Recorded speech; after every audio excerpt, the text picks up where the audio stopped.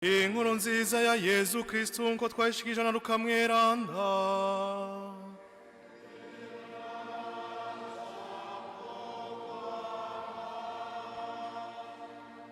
Umunsi umwe Mariya yarahagurutse agenda yihuta mu misozi aja mu gisagara ca Yuda.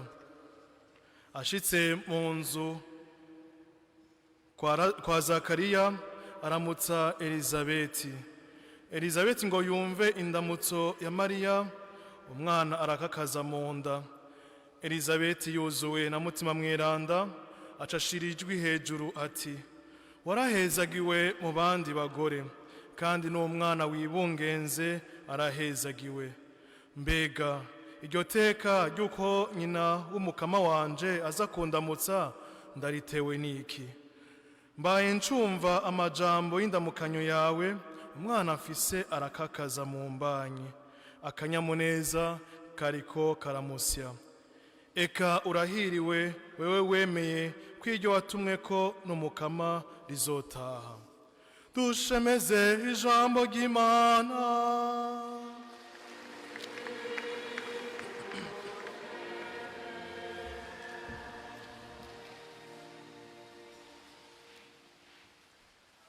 Ewe Betlehemu Efrata, wewe cubwa mu miryango yose ya Yuda, ni wewe uzomvyarira uzogaba Israeli. Turi kw'idominika ya nyuma y'ubushikiro, igihe kidufasha kwitegura kurindira umuzo wa Mesiya, umukiza w'isi, aho azoza kubana natwe. Uwo mukiza kugira ngo aducungure yashimye kwigira umuntu asa natwe. Yihaye umubiri mu nda ya Bikira Mariya yigira umuntu, nk'uko twama tubigaragaza mu kwemera kwacu. Turatangarira ico kinyegezwa c'uko Imana yigize umuntu. Ivyo navyo bikaba vyarabuwe kenshi n'abahanuzi, aho berekana uwari we, ibimuranga, akaranga kiwe. Bigaheza bikadufasha kwamana umwizero w'uko umukiza ari hafi, ko Imana itatwibagira, itaduhebeye mu marushwa, ko itwamiza ko ijisho, ko umunsi uri izina izohindura ibintu, ikatuzanira uwutubohora, uwuturemurira ikibuye c'amagorwa, c'ubukene, ububabare turimwo bwo kutabona ejo ingene tuzobaho, c'abadutwaza umukazo. Umukama araturemesha akadusaba kumwemera, kumwizera, twame turi maso, ntihagire ikidukura ku rukundo rwiwe. Dusenge kuko ibihe biha ibindi, bizohinduka. Ivyo nivyo vyatunze Abanyisirayeli igihe cose mu vyo bacamwo, kandi nticabujije ko naho bagwa bavyuka, Imana itaretse kumva igisabisho cabo, ikabacungura, ikabakiza, ikabaremurira ivyari bibaremereye. Twamane rero umwizero ku Mana, kuko irishura. Ntitwirande, ntituyikureko, ntituyituke, ntitwifatire ingingo zacu, ntitwifatire inzira zacu, nk'uko womenga ni Imana itumva, nk'uko womenga ni Imana itabona ivyo turimwo. Yamara ni Imana yitonda mu mvugo ndetse no mu bikorwa. Iminsi iregereje aho uyo mukiza ari mu kuvuka ukundi gusha. Mbega ubona uzoronka aho ashikira? Ubona uzoshobora kumwakira? Uriko urategura ikibanza? Ugitegura gute? Ngo inzira zose zigoramye zigororoke, izifise ibidunduri ziringanizwe, kuko aje kuvyagiza ingingo n'ubutungane mu ntara. Aho hose hari inzira zigoramye canke ibidunduri mu mitima yacu, turaba ingene tubigorora kugira ngo uyo mukiza azovuke mu mitima yacu, azovukira iwacu hasa neza. Uwo Mesiya niyashika rero azohindura ibintu abigire bishasha, kuko aranka ikibi, akarenganyo, aranka ubusuma, ukugirira nabi kiremwa muntu. Yikwije ubukuru, niwe muco nyakuri, nta kimusoba. Naho uwo mwirengagiza gute, niyashika twese azotuvyagizamwo ubutungane. Abeza bazoba bahiriwe, ababi nabo bazoba bahumiwe. Tuzirikane ntaryo rero amaza yiwe, kuko ntiyaje yishira hejuru, ntiyavukiye ahantu heza, ntiyakiriwe mu bo yashikiyemo. Yavukiye mu gisagara gito ca Betelehemu, umuntu atobona ko hovukira umukiza nk'uraho twamenye, kandi akaducungura mu kwemera kubabara. Ariko ivyo vyose akabirinda kugira ngo atwereke natwe ko tumwemeye dutegerezwa kubabara kubwiwe, ariko kandi ko bizotubera inyungu, kuko tazobabara bugirire, hariho impera abamwemeye bazohabwa. Turondere rero na ntaryo kuzoyishikira, kuzoyihabwa. Hasigaye iminsi mike ngo duhimbaze uwo munsi mukuru w'ivuka ry'uwo Yezu aje iwacu. Aza kwiyegereza abantu bose, azokwegeranya abashwiragiye, abereke inzira y'ukuri ni mahoro. Azananye ubukuru, azoganza gushika ku mpera z'isi, kandi amamuko yiwe sayavuba, ni uwamyeho isi itararemwa. Nta wundi rero tuzeye ko ubukiriro atariwe, ni umwungere mwiza. Umwungere amenya ubukene bw'intama ziwe, umwungere amenya ico intama zikeneye, atirata ivyo afise. Nyabuna ababazwa no kubona ingene intama zimerewe, arajwe ishinga nuko zokomera zigakira. Uwo mwungere rero azogarura ubusho bwiwe, ubukomezi tubukesha we, kanatsinda ukuboko kwiwe gushika kure.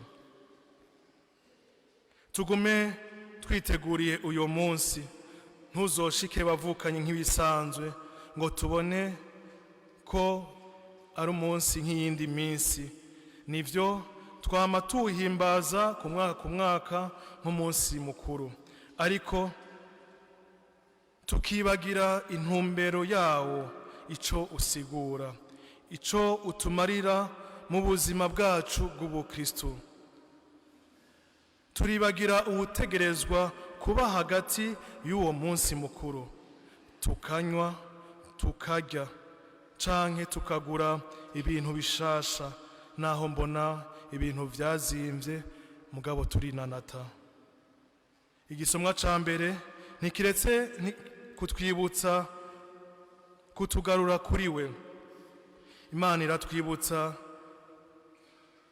kwidakeneye ibintu bihambaye, ariko ikeneye inzira ziciye bugufi. Nawe Betelehemu Efurata, naho uri muto, iwawe niho nzokura uwurongora Isirayeli.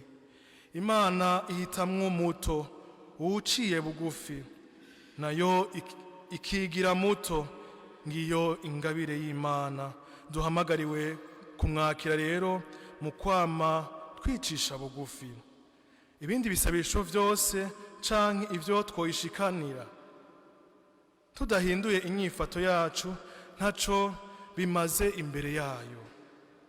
Mesiya azoza ava mu muryango wa Dawudi, azovukira i Betelehemu, akaba ariho kandi Imana yarungitse umuhanuzi Samueli kwa Yese mu bahungu biwe gutoramwo umwami akeneye, aho yagize iti, ndakurungitse kwa Yese w'i Betelehemu, kuko mu bahungu biwe nabonyemwo umwami nkeneye. Imana rero iyereka mu bato bato ba ruhebwa, abo twibaza ko ataco bovamwo muri ba magara make, akaba ariho yerekana ububasha bwiwe. Yezu yigize muto, avukira mu buryo buto cane, kandi ntahengeshanya kwama aza kuvukira mu buzima bwacu, adodora ku muryango wacu. Guhimbaza rero umunsi mukuru wa Noweli, twabwirijwe kwama tumwakira buri munsi, ntitubigire gusa ku itariki ya 25 Kigarama. Yamara twame tumuha ikibanza yarungitswe kugira aturondere, atwegeranye, agarukane abatakaye, abazimiye. Nitwamane rero na ntaryo umwizero kumukiza ari mukuza, mu kurangura ico adusaba, kanatsinda nawe yaje kurangura ishaka rya Mana se. Kristo yakuye ivya kera ngo ashinge bishasha. Niwe musaserdoti mukuru yitanze ko inkuka rimwe rizima mu mubiri wiwe, ngo tubashe gutagatifuzwa, ngo tube ingingo z'umubiri umwe, ducike umwe muri Kristo, ngo tubashe kurengera ivyo dutandukanya canke ivyo kwirondera, maze tubashe kuronderera hamwe, turondere inyungu rusangi. Igikorwa c'Imana nico kudukiza, kandi ico yasezeranye itegerezwa kugishitsa. Uruhara rwacu nukwama twizeye, twiteguriye uwo ari mukuza, mu gusenga ngo azodusange turi maso, ntidusinzirizwe bavukanye n'igicumuro. Turangwe n'urukundo, amahoro, ubutungane hamwe n'ukuri muri byose, kugira ngo tubashe kubaka isi nshasha kandi nziza. Kristo yaje kurangura ishaka rya Data, natwe nk'uko nawe yabigize duhamagariwe kwama twishura duti, ndarengutse ngo nkore ico ushaka. Twame rero twugururiye umukama mu kwama twitaba ijwi ryiwe, ngo tubashe kurangura ico ashaka ko twokora kubwiwe, ngo abe ari we arangura muri twebwe ico ashaka. Ntidushire imbere ibikorwa vyacu, kanatsinda ibikorwa vyacu hari aho usanga ataco bimaze, birimwo ubwishime, ubwibone. Yamara twamize ijisho ku mukama mu kurangura ishaka ryiwe. Yashimye kuvukira mu buto, aciye bugufi, kugira ngo twibuke abakene, twibuke abato bato. Ntiyashimye kwigenza nk'abami bo kuri iyi si. Noweli rero itwerekeze kuri Kristo yigize muto, ikatwerekeza kwibuka cane cane abato bato, abakene, abahebwe, bigijwe kure. Twakire ingabirano y'Imana yimirije kuza, turi kumwe n'umuvyeyi Bikira Mariya, we yishuye adahiga imanga umumarayika yatumwe n'Imana ati, jewe ndumusavye w'umukama, nibe nk'uko umbwiye. Uwo muvyeyi yaragendewe n'Imana, arakira ishaka ryayo, atako aribungenga umwana w'Imana, jambo w'Imana, aramwibaruka. Ikindi naco, Mariya yumvise ko Elizabeti yibungenze, yaciye yihuta kubw'urukundo kumuba hafi mu bihe vya mbere, kuko we yari mu busaza. Tukibuka kandi ko atakinanira Imana, kuko Elizabeti bamwita intavyara. Ukugenda kwiwe yamushiriye umwana w'Imana yibungenze.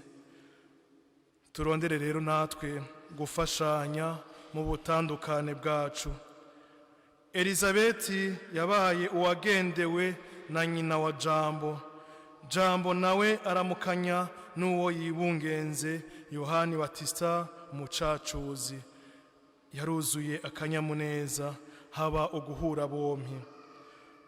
Turumva rero bwa bunywanyi bw'umuvyeyi n'uwo yibungenze ashobora kumva ingene umwana amerewe ariko arakina canke atekanye.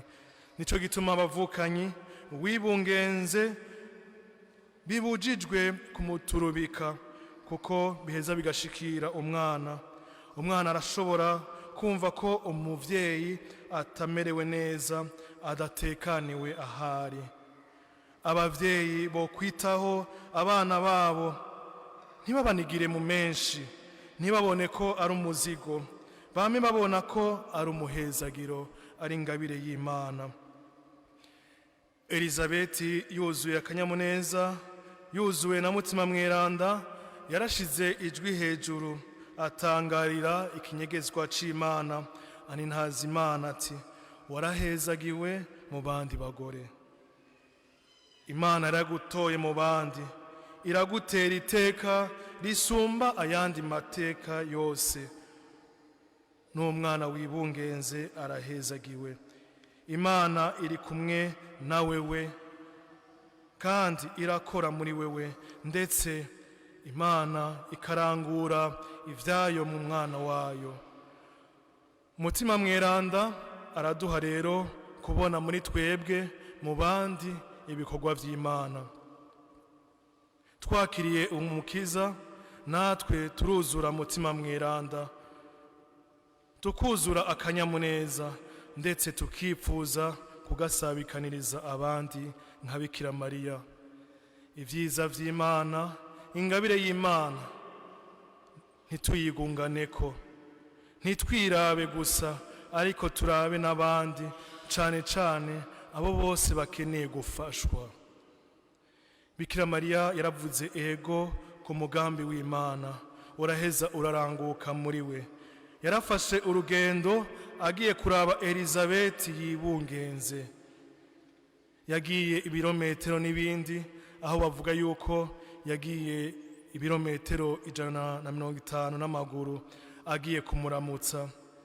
Yagiye adahiga imanga, atakimufashe, naho nawe nyene yararushe. Yaratahuye umugambi w'Imana ko Elizabeti akeneye uwumufasha. Yaritanze, ari naho Elizabeti nawe atangaye agira ati, mbega iryo teka ry'uko nyina w'umukama wanje aza kundamutsa ndaritewe n'iki? Bikira Mariya mu buzima bwacu niho yama.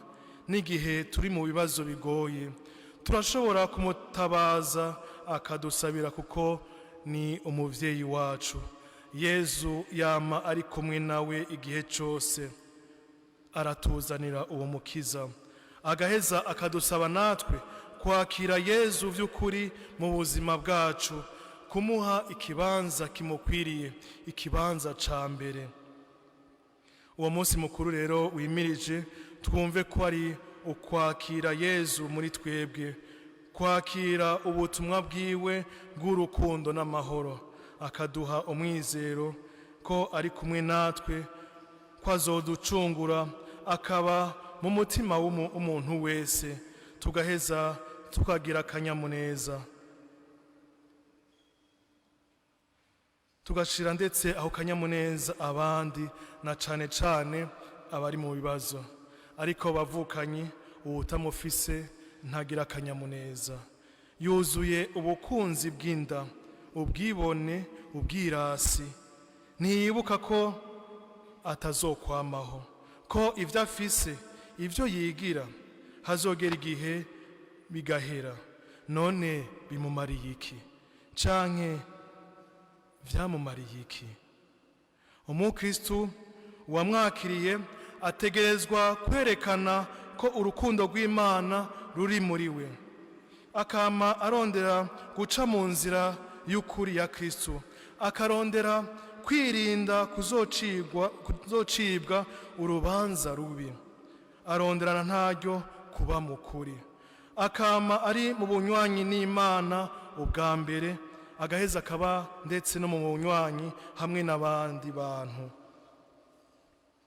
nabwo bukamufasha gukura, kwegera inzira y'ubweranda. Bikira Mariya aratubera akarorero twihweza ndetse tukiga kwakira Imana, kwakira ishaka ryayo, kuba kandi hafi y'abandi, kubereka urukundo. Yari yuzuye akanyamuneza kuko yemeye ko amajambo y'Imana aranguka muri we. Kumwe nawe duhamagariwe kwakira muri twebwe ijambo ry'Imana rigashika ku isi. Yezu Kristo akatubera umukiza, umucunguzi.